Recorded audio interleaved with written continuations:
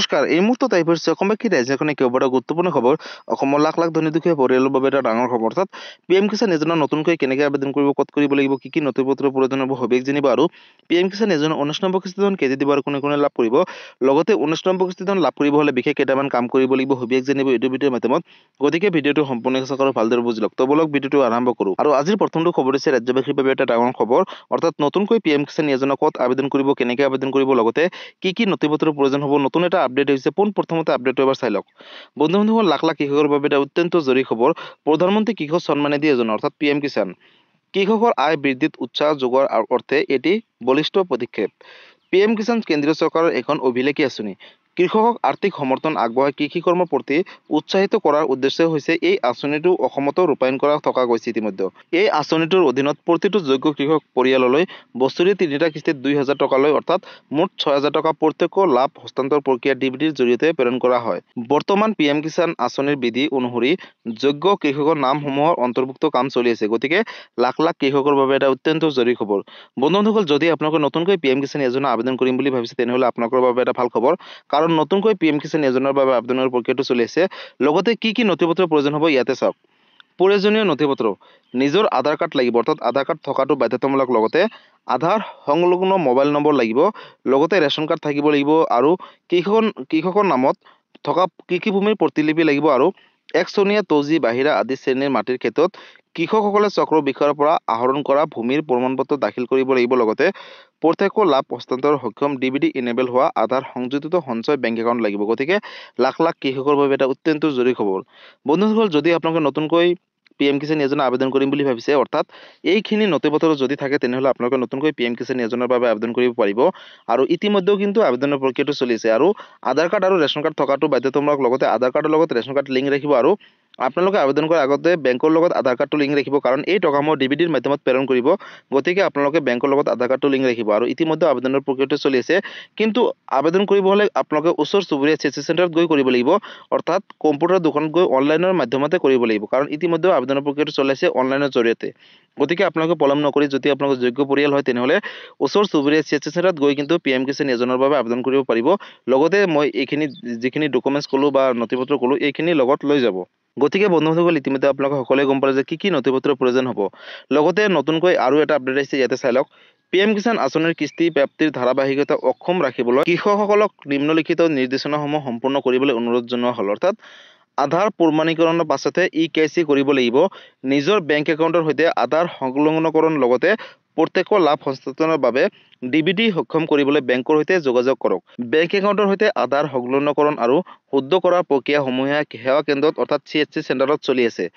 কৃষকসকলক তেওঁলোকৰ কাষৰীয়া সমূহীয়া সেৱা কেন্দ্ৰত CHC চেণ্টাৰৰ লগত যোগাযোগ কৰিবলৈ অনুৰোধ জনোৱা হ'ল। কৃষকসকলে ইণ্ডিয়া পোষ্ট পেমেণ্ট বেংকৰ জৰিয়তে আধাৰ সংযোজিত প্ৰত্যক্ষ লাভ হস্তান্তৰ সক্ষম অৰ্থাৎ ডিবিটি ইনেবল হোৱা সঞ্চয় বেংক একাউণ্ট খুলিবৰ বাবে এতিয়াৰে পৰা সুবিধা কৰি দিছে চৰকাৰে। গতিকে লাখ লাখ কৃষকৰ বাবে এটা অত্যন্ত জৰুৰী খবৰ। বন্ধুসকল, আপোনালোকে যদি বেংকৰ লগত আধাৰ কাৰ্ডটো লিংক কৰিম বুলি ভাবিছে, তেনেহ'লে আপোনালোকে ওচৰ চুবুৰীয়া ইণ্ডিয়ান পোষ্ট পেমেণ্ট বেংকত এটা একাউণ্ট খুলি ল'ব। অৰ্থাৎ পোষ্ট অফিচত গৈ আপোনালোকে IPB অৰ্থাৎ এটা একাউণ্ট খুলিব, আৰু তাতে কিন্তু আহিবলগীয়া পিএম কিষাণ যোজনা ধনসমূহ লাভ কৰিব। গতিকে লাখ লাখ কৃষকৰ বাবে এটা অত্যন্ত জৰুৰী খবৰ।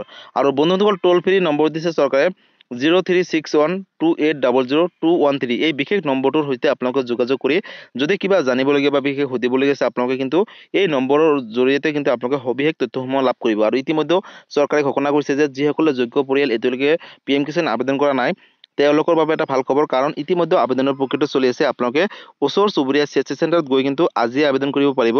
গতিকে বন্ধুসকল, পলম নকৰি আপোনালোকে অতি শীঘ্ৰেই পিএম কিষাণ যোজনাৰ বাবে আবেদন কৰক, যদি আপুনি এজন যোগ্য পৰিয়াল হয়। আৰু এই বিশেষ টোল ফ্ৰী নম্বৰটোৰ সৈতে আপোনালোকে ৰাতিপুৱা 10 বজাৰ পৰা গধূলি 5:30 বজালৈকে ফোন কৰিব পাৰিব। তাৰ পিছত বা তাৰ আগত যদি মাৰে, তেতিয়াহ'লে কিন্তু তেওঁলোকে ফোনটো ৰিচিভ নকৰিব, কাৰণ অফিচিয়েল টাইমত আপোনালোকে ফোন কৰিলে তেওঁলোকে একচেপ্ট কৰিব। গতিকে লাখ লাখ কৃষকৰ বাবে এটা অত্যন্ত জৰুৰী খবৰ। আপোনালোকে অনলাইনৰ মাধ্যমতো কিন্তু পিএম কিষাণ যোজনাৰ বাবে আবেদন কৰিব লাগিব। আৰু আপোনালোকৰ EKYC কমপ্লিট কৰিব লাগিব কেতিয়া, যেতিয়া আপোনালোকে আবেদন কৰিব তাৰপিছত আপোনালোকৰ যিখন নতুন এখন লিষ্ট আহিব সেই লিষ্টত যদি আপোনালোকৰ নামসমূহ থাকে তেনেহ'লে তাৰপিছত কিন্তু আপোনালোকে EKYC কৰাটো বাধ্যতামূলক আৰু EKYC কৰিলেহে আপোনালোকে আহিবলগীয়া কিস্তিৰ ধনসমূহ লাভ কৰিব। গতিকে লাখ লাখ কৃষকৰ বাবে এটা অত্যন্ত জৰুৰী খবৰ। গতিকে বন্ধুসকল, যদি আপোনালোকে নতুনকৈ PM কিষাণ আবেদন কৰিম বুলি ভাবিছে, এইটো প্ৰক্ৰিয়া অৰ্থাৎ অনলাইনৰ জৰিয়তে আপোনালোকে এই নথিপত্ৰখিনিৰ জৰিয়তে আপোনালোকে আবেদন কৰিব পাৰিব। যদি PM কিষাণ যোজনাৰ আবেদনক লৈ কিবা সুধিবলগীয়া বা বিশেষ জানিবলগীয়া আছে আপোনালোকে মোক কমেণ্ট কৰি জনাব, মই নিশ্চয় ৰিপ্লাই দিবলৈ চেষ্টা কৰিম। গতিকে বন্ধুসকল, ইতিমধ্যে আপোনালোকে সকলোৱে গম পালে ক'ত কেনেকৈ আবেদন কৰিব, কি ডকুমেণ্টছৰ প্ৰয়োজন হ'ব।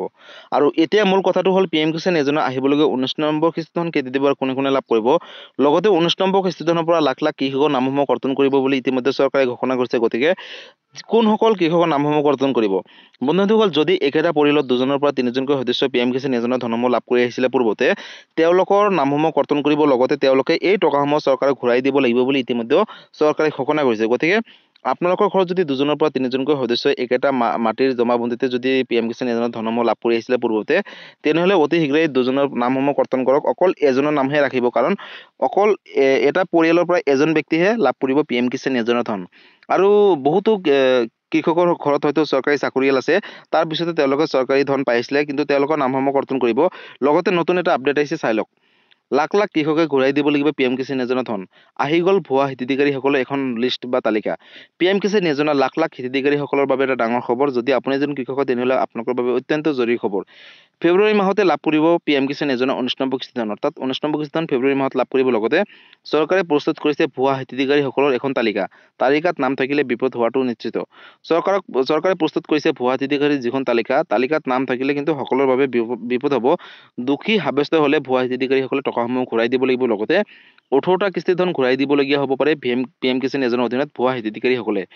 8,44,672 জন ভুৱা হিতাধিকাৰীসকলে আত্মসাৎ কৰি আহিছিলে বহুত দিনৰ পৰা PM কিষাণ যোজনাৰ ধন। আৰু PM কিষাণ যোজনাৰ সন্মানিধি ধনক লৈ এই কথা ইতিমধ্যে চৰকাৰে ডাঙৰ সিদ্ধান্ত গ্ৰহণ কৰিছে। কৃষি বিভাগে তদন্ত আৰম্ভ কৰিছে 98 জন ADOৰ বিৰুদ্ধে, অৰ্থাৎ 98 জন ADOৰ বিৰুদ্ধে ইতিমধ্যে তদন্ত চলি আছে আৰু তেওঁলোকক শাস্তি প্ৰদান কৰিব আইনগতভাৱে। কোন জিলাত কিমানটালৈকে ভুৱা হিতাধিকাৰী আছে পোনপ্ৰথমে চাই লওক। বৰপেটাত 2,339 জন ভুৱা হিতাধিকাৰী আছে PM কিষাণ যোজনাৰ অধীনত। লগতে নগাঁও জিলাত 1,16,068 জন আছে ভুৱা হিতাধিকাৰী বুলি ইতিমধ্যে চৰকাৰে ঘোষণা কৰিছে। লগতে ধুবুৰী জিলাত 61,318 জন ভুৱা হিতাধিকাৰী আছে PM কিষাণ যোজনাৰ অধীনত। আৰু কামৰূপ জিলাত 63,113 জন ভুৱা হিতাধিকাৰী আছে বুলি ইতিমধ্যে ঘোষণা কৰিছে। আৰু বাক্সা জিলাত 30,671 জন ভুৱা হিতাধিকাৰী আছে আৰু তেওঁলোকে বহুত দিনৰ পৰা আত্মসাৎ কৰি আছিল PM কিষাণ যোজনাৰ ধন। নলবাৰীত 26,897 জন ভুৱা হিতাধিকাৰী আছে। লগতে পশ্চিম কাৰ্বি আংলঙত 25,799 জন ভুৱা হিতাধিকাৰী আছে। আৰু লখিমপুৰত 46,410 জন ভুৱা হিতাধিকাৰী আছে বুলি ইতিমধ্যে চৰকাৰে ঘোষণা কৰিছে। গতিকে লাখ লাখ হিতাধিকাৰীসকলৰ বাবে এটা ডাঙৰ খবৰ। ভুৱা হিতাধিকাৰীসকলে ধন মোকলাই দিয়াৰ বাবে তেওঁলোকক চৰকাৰে ডাঙৰ সিদ্ধান্ত গ্ৰহণ কৰিছে। কৃষকৰ নামত ভুৱা হিতাধিকাৰীসকলক ধন আত্মসাৎ কৰা সহ্য কৰা নহ'ব বুলি চৰকাৰে ইতিমধ্যে হুংকাৰ জনাইছে। গতিকে লাখ লাখ কৃষকৰ বাবে এটা ডাঙৰ খবৰ। যদি আপোনালোকে 19 নম্বৰ কিস্তি ধন লাভ কৰিব আছে, EKYC কমপ্লিট কৰক। লগতে বেংকৰ লগত আধাৰ কাৰ্ডটো লিংক ৰাখক। লগতে লাখ লাখ কৃষকৰ নামসমূহ কৰ্তন কৰিব বুলি ইতিমধ্যে আপোনালোকে সকলোৱে গম পালে। গতিকে লাখ লাখ কৃষকৰ বাবে এটা অত্যন্ত জৰুৰী খবৰ। গতিকে বন্ধুসকল, আজি আছিলে PM কিষাণ যোজনাক লৈ এইটো এটা ডাঙৰ আপডেট। গতিকে বন্ধুসকল, আজি আছিলে এইটো এটা ইনফৰ্মেটিভ ভিডিঅ' আৰু গুৰুত্বপূৰ্ণ খবৰ। ভিডিঅ'টো চাই কেনেকুৱা পালে? যদি ভাল পালে চেনেলটো নতুনকৈ আছে চেনেলটো ছাবস্ক্ৰাইব কৰিব, লাইক কৰিব।